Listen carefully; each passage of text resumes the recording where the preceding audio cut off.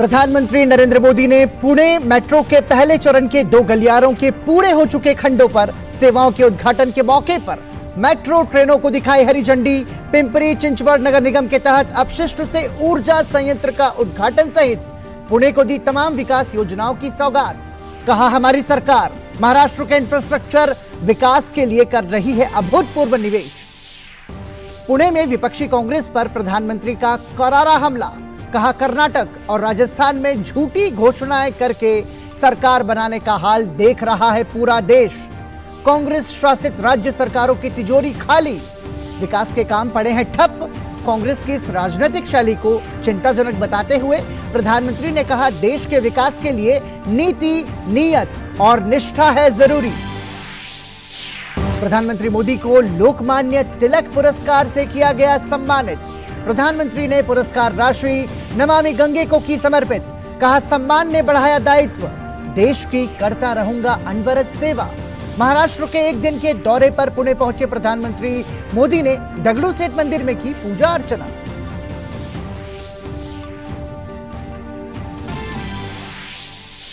संसद में विपक्ष के हंगामे के बीच लोकसभा में राष्ट्रीय राजधानी क्षेत्र दिल्ली संशोधन बिल 2023 पेश।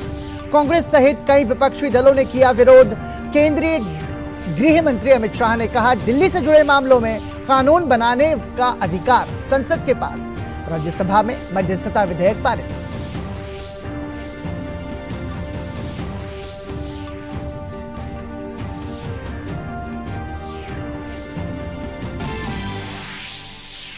हरियाणा मेवात क्षेत्र में हुई हिंसा के बाद नूह के हालात पर मुख्यमंत्री मनोहर लाल ने की समीक्षा बैठक। घटना को बताया दुर्भाग्यपूर्ण और साजिश का हिस्सा। नूह समेत राज्य भर के सभी नागरिकों से शांति बहाली की अपील की। म्यांमार की जुंटा ने अपदस्थ नेता आंग सान सू की को दी राहत। जेल की सजा 6 साल कम की, अब 27 साल की काटनी होगी सजा। सैन्य सरकार ने आंग सान सू को 5 मामलों में दी माफी। भारत के खिलाफ अंतिम वनडे में वेस्टइंडीज ने टॉस जीतकर पहले गेंदबाजी का किया फैसला। रोहित शर्मा और विराट कोहली को फिर दिया गया आराम। हार्दिक पांड्या की कप्तानी में ऋतुराज गायकवाड़ और उनादकट को प्लेइंग 11 में किया गया शामिल।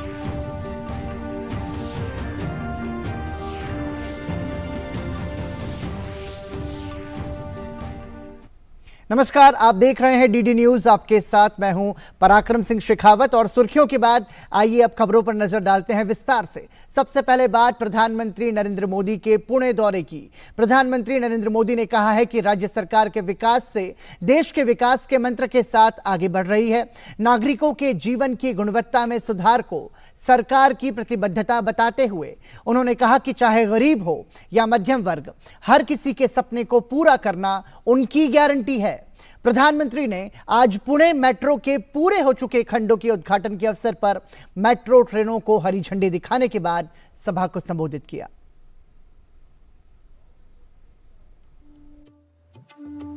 प्रधानमंत्री नरेंद्र मोदी ने पुणे में आवागमन को सुगम बनाने के लिए मेट्रो सुविधा को जनता को समर्पित किया। उन्होंने पहले चरण के 2 गलियारों के पूरे हो चुके खंडों पर सेवाओं के उद्घाटन के अवसर पर मेट्रो ट्रेनों को झंडी दिखाई। ये खंड भोगेवाड़ी स्टेशन से सिविल कोर्ट स्टेशन और गरवारे कॉलेज स्टेशन से रूबी हॉल क्लिनिक स्टेशन तक हैं। प्रधानमंत्री ने 2016 में इस परियोजना की आधारशिला रखी थी।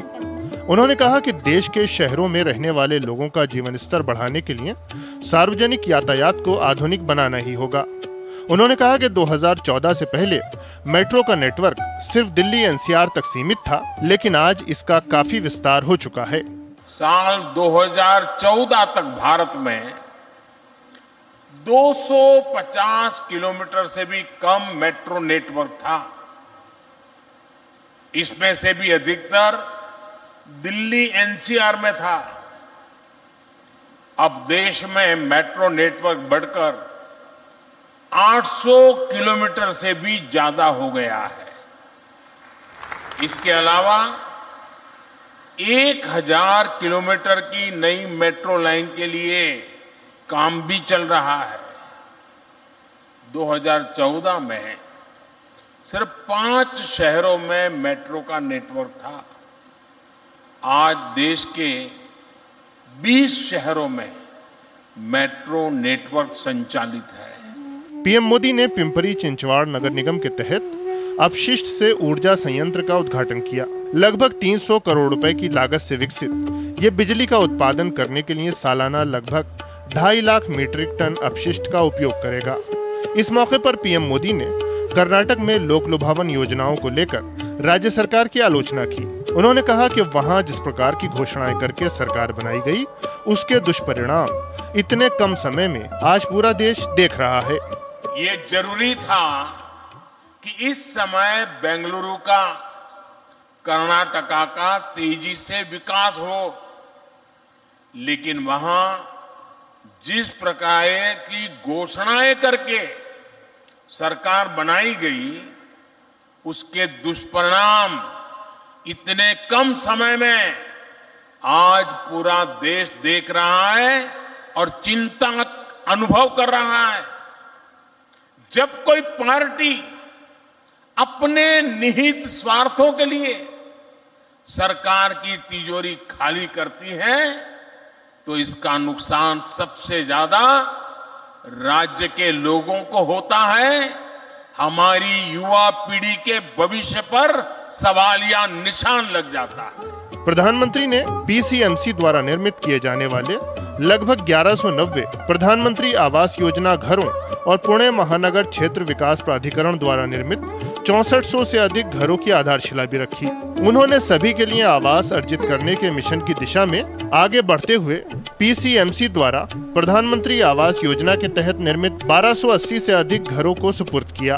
उन्होंने पुणे नगर निगम द्वारा निर्मित 2650 से अधिक प्रधानमंत्री आवास योजना घरों को भी लाभार्थियों को सौंपा।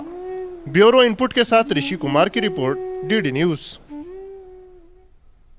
प्रधानमंत्री नरेंद्र मोदी को देश की प्रगति में उल्लेखनीय योगदान के लिए लोकमान्य तिलक राष्ट्रीय पुरस्कार से सम्मानित किया गया। इस अवसर पर प्रधानमंत्री नरेंद्र मोदी ने कहा कि वो देश के स्वतंत्रता आंदोलन के अग्रणी नेता लोकमान्य तिलक के नाम से जुड़े पुरस्कार को पाकर सम्मानित महसूस कर रहे हैं। प्रधानमंत्री ने कहा कि लोकमान्य तिलक ने स्वतंत्रता आंदोलन की दिशा बदली थी और अंग्रेज उन्हें भारतीय असंतोष का जनक मानते थे।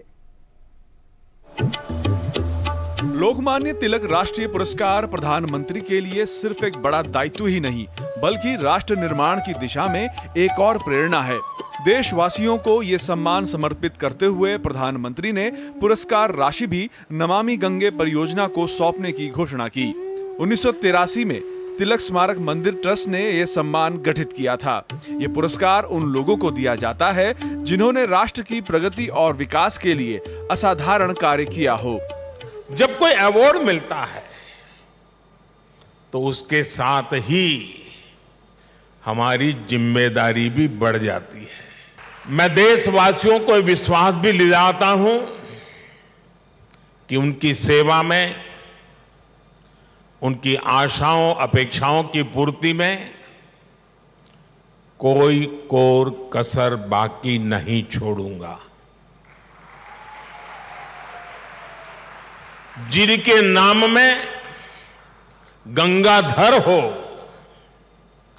उनके नाम पर मिले इस अवार्ड के साथ जो धनराशि मुझे दी गई है, वो भी गंगा जी को समर्पित कर रहा हूं।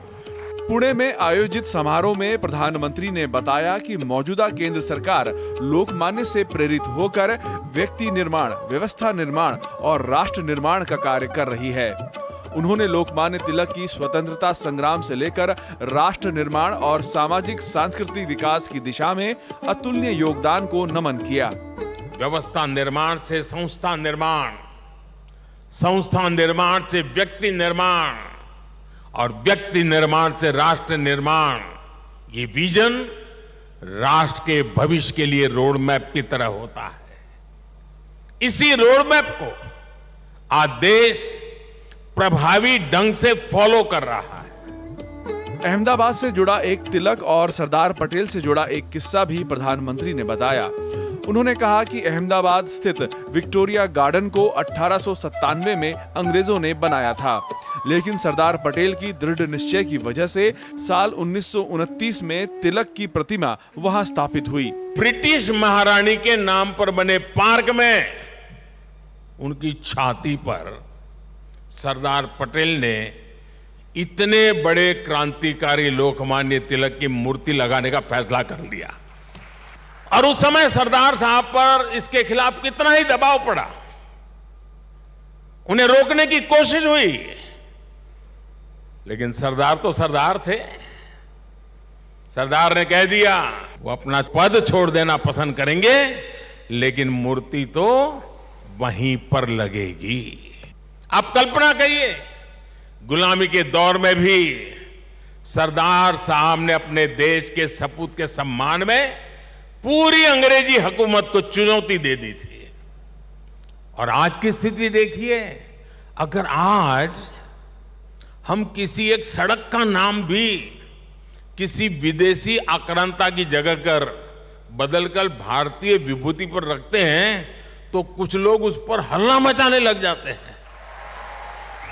इससे पहले प्रधानमंत्री ने दगड़ू सेठ हलवाई गणेश का विधि विधान पूर्वक पूजा और अर्चना की। ये मंदिर 1893 में शहर के प्रसिद्ध व्यवसायी दगड़ू सेठ द्वारा बनवाया गया था। लोकमान्य बाल गंगाधर तिलक ने गणित उत्सव की शुरुआत भी इसी मंदिर से की थी। यहाँ गणेश की प्रतिमा 7.5 फीट ऊंची और 4 फीट चौड़ी है।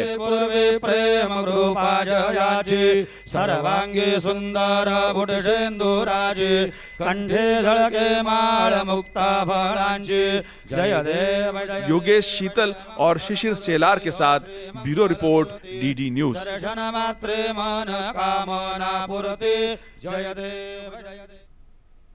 प्रधानमंत्री नरेंद्र मोदी का पुणे शहर में लोगों ने सड़क के किनारे खड़े होकर गर्मजोशी के साथ स्वागत किया। प्रधानमंत्री का काफिला जहां से भी गुजरा, लोग उनकी एक झलक पाने की कोशिश में आतुर नजर आए, उत्साहित नजर आए।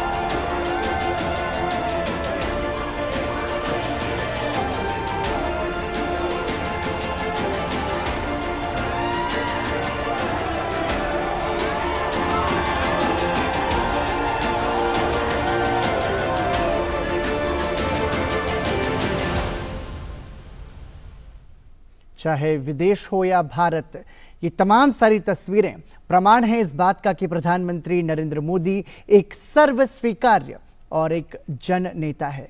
इसी के साथ रुक रहे हैं एक अल्प विराम के लिए, बने रहिए हमारे साथ। ड्रीम कार है मेरी।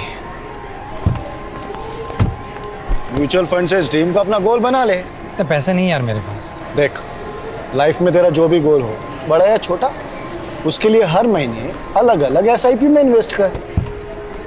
जितना बड़ा गोल उतना बड़ा अमाउंट और उतना ज्यादा टाइम। ये तो सही है। म्यूचुअल फंड निवेश बाजार जोखिमों के अधीन है। योजना से जुड़े सभी दस्तावेजों को ध्यान से पढ़ें।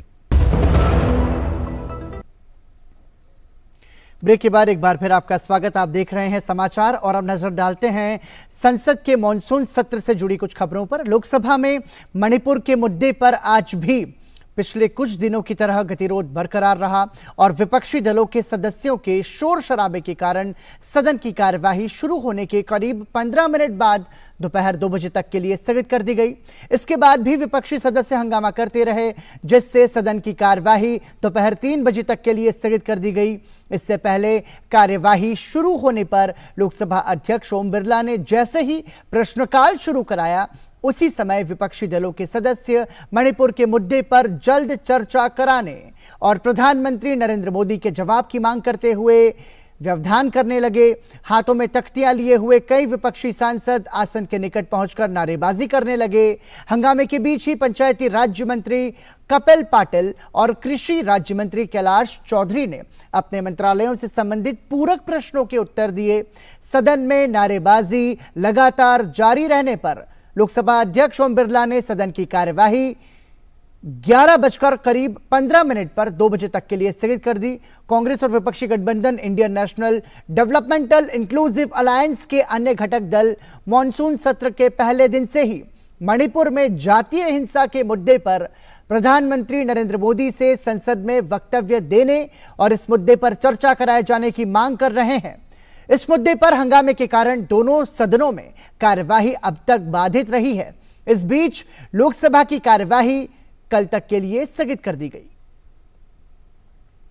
वहीं राष्ट्रीय राजधानी क्षेत्र दिल्ली संशोधन विधेयक 2023 आज लोकसभा में पेश किया गया।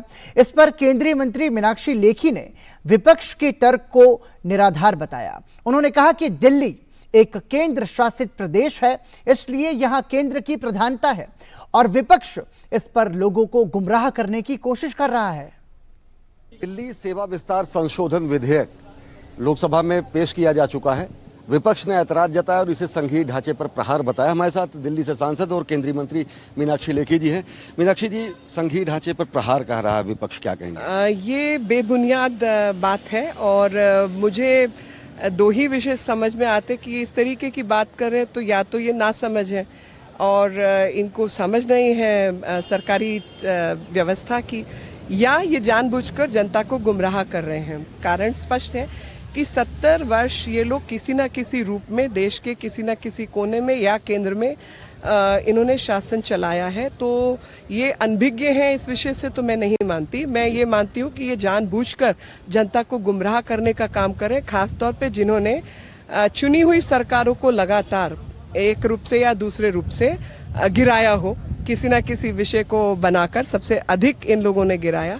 मेरा ये जो ये कहते हैं कि भारत एक फेडरल स्ट्रक्चर है, संघों के मिश्रण से बना है, वो गलत है। It is not a federation and India is a union. तो यहाँ पर प्राइमेसी क्वाज़ाई फेडरल स्ट्रक्चर है और क्वाज़ाई फेडरल स्ट्रक्चर के अंदर जो केंद्र है उसके अधिकार को हमेशा प्राइमेसी मिलेगी, नंबर 1। नंबर 2, इन्होंने कहा कि चुनी हुई सरकार के अधिकारों का हनन या चुनी सरकार की बात, तो दिल्ली राज्य है, तो दिल्ली राज्य नहीं है, दिल्ली केंद्र शासित प्रदेश है और केंद्र शासित प्रदेश में हमेशा जो है केंद्र की प्रमुख भूमिका रहेगी और ख़ास तौर पे जब वो राजधानी हो और यहाँ पर नरेंद्र मोदी जी को भी पूर्ण रूप से बहुमत मिला है, 7 सांसद भी दिल्ली के जीत कर ही आए हैं। तीसरी चीज़, इन्होंने कहा कि सुप्रीम कोर्ट का जो जजमेंट है उसके विरोध में है, तो उसमें जो पैराग्राफ है वो पैराग्राफ आज संसद में भी पढ़ा गया। बीजू जनता दल के एक हमारे सांसद हैं जिन्होंने वो पैराग्राफ पढ़ के सुनाया और उस पैराग्राफ में स्पष्ट रूप से लिखा है कि हम मानते हैं कि रेजिडुअरी पावर्स में ये पावर हमेशा केंद्र के पास है, तो इसलिए हमने नियम पारित किया। लेकिन सुप्रीम कोर्ट ने कहा कि इसमें स्पेसिफिक नियम जो है, स्पेसिफिक कानून जो है वो नहीं है। अगर स्पेसिफिक कानून सरकार लेकर आती है तो सरकार इसको ला सकती है, तो उसी को मान्यता देते हुए हम स्पेसिफिकली वो कानून लेकर आए हैं। निश्चित तौर से जो विधेयक का भविष्य होगा वो सदन में तय होगा, लेकिन साथ ही साथ विधेयक पारित होने के साथ साथ ये भी तय होगा कि विपक्षी एकता कितनी है। कैमरा पर्सन सौरभ के साथ अश्विनी कुमार मिश्र, संसद भवन परिसर, नई दिल्ली। हरियाणा के मुख्यमंत्री मनोहर लाल खट्टर ने नूंह में 2 पक्षों में विवाद के बाद उत्पन्न हुई स्थिति पर बैठक की। मुख्यमंत्री ने नूंह की घटना को दुर्भाग्यपूर्ण बताया है। उन्होंने इस घटना को बड़ी साजिश करार दिया है। मुख्यमंत्री ने कहा है कि नूंह हिंसा के किसी भी उपद्रवी को बख्शा नहीं जाएगा। उन्होंने नूंह समेत राज्य भर के सभी नागरिकों से शांति बहाली की अपील की है। नूंह में घटना हुई, बहुत ही एक दुर्भाग्यपूर्ण घटना है।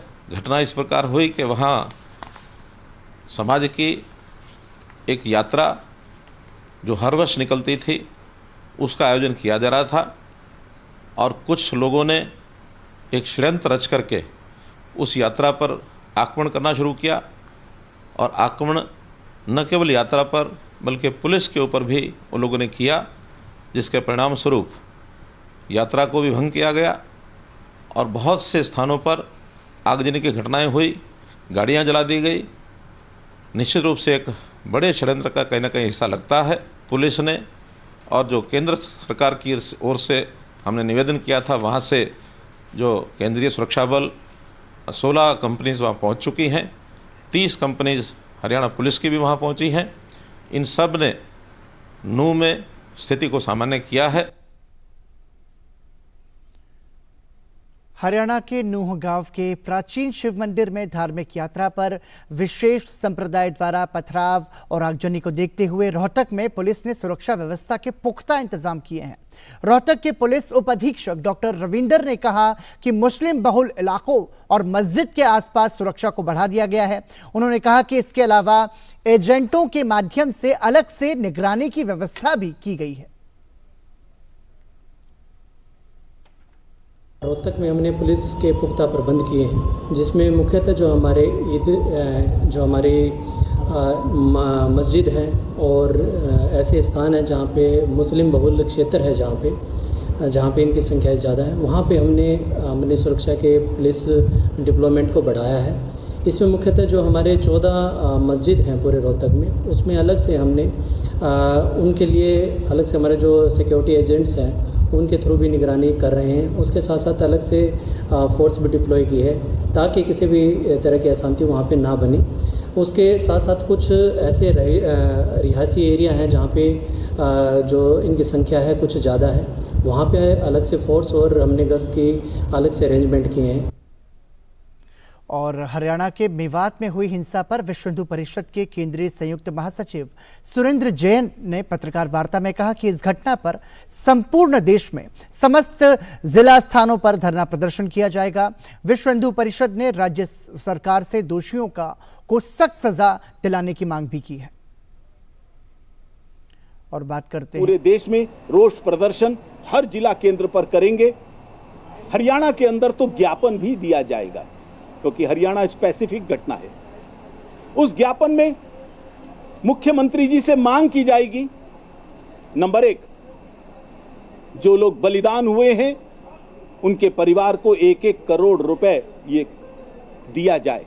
तो जो घायल हैं उनका सही ढंग से इलाज कराया जाए। घर के हर सदस्य को 20-20 लाख रुपया ये दिया जाए। संपूर्ण मेवात को चारों तरफ से सील कर दिया जाए और जो भी लोग हैं इसके लिए जिम्मेदार, बहुत लोग आइडेंटिफाई हो गए, उन सबको पकड़कर कठोरतम सजा दी जाए। राजधानी दिल्ली के प्रगति मैदान में इन दिनों दिल्ली पुस्तक मेले का आयोजन किया जा रहा है। सूचना और प्रसारण मंत्रालय में सचिव अपूर्व चंद्र ने आज प्रकाशन विभाग के स्टॉल का दौरा किया। उन्होंने योजना क्लासिक सीरीज के तहत आर्ट, कल्चर एंड हेरिटेज पुस्तक का विमोचन भी किया। अपूर्व चंद्र ने कहा कि आजादी के अमृत महोत्सव के तहत यह किताब देश की धरोहर को लोगों तक पहुंचाने का काम करेगी। राजधानी के प्रगति मैदान में चल रहे दिल्ली पुस्तक मेले में प्रकाशन विभाग का स्टॉल काफी संख्या में पुस्तक प्रेमियों को आकर्षित कर रहा है। सूचना और प्रसारण मंत्रालय में सचिव अपूर्व चंद्र ने मंगलवार को प्रकाशन विभाग के स्टॉल का दौरा किया। इस मौके पर उन्होंने योजना क्लासिक सीरीज के तहत आर्ट, कल्चर एंड हेरिटेज पुस्तक का विमोचन किया। इस पुस्तक में 1957 के बाद से योजना में प्रकाशित विभिन्न आलेखों का संकलन है। हमारी देश की धरोहर को, आज़ादी का अमृत महोत्सव के अंदर हमारी देश की धरोहर को लोगों तक पहुंचाने का काम करेंगे, क्योंकि हमारे सब भारतवासियों को हमारे देश की जो संस्कृति है, हमारे देश में जो विविध कला की जो प्रणाली है उस सबका पता लगना चाहिए। और उसके लिए मैं देखता हूँ कि जैसे अभी 75 वर्ष में फिल्मों के बारे में भी इन्होंने निकाला है, बाकी अलग अलग प्रकार के जो हमारे आर्ट्स की शैली हैं उसके ऊपर भी पुस्तकें निकाली हैं, और आगे भी ऐसा ही काम करते रहे, जिससे कि जो है केवल सिविल सर्विसेज नहीं, बाकी लोगों को भी इसका लाभ मिले। आर्ट कल्चर एंड हेरिटेज पुस्तक पाठकों को देश की कला, संस्कृति और विरासत से रूबरू कराती है। छात्रों, कला और संस्कृति में रुचि रखने वाले लोगों और शिक्षाविदों के लिए ये पुस्तक विशेष तौर पर उपयोगी है। योजना हमारी जो मंथली जर्नल है वो 1957 से हिंदी, इंग्लिश और अन्य भारतीय भाषाओं में प्रकाशित होती है। तो आर्ट कल्चर और हेरिटेज करके एक हम लोगों ने सीरीज निकाली है, योजना क्लासिक्स।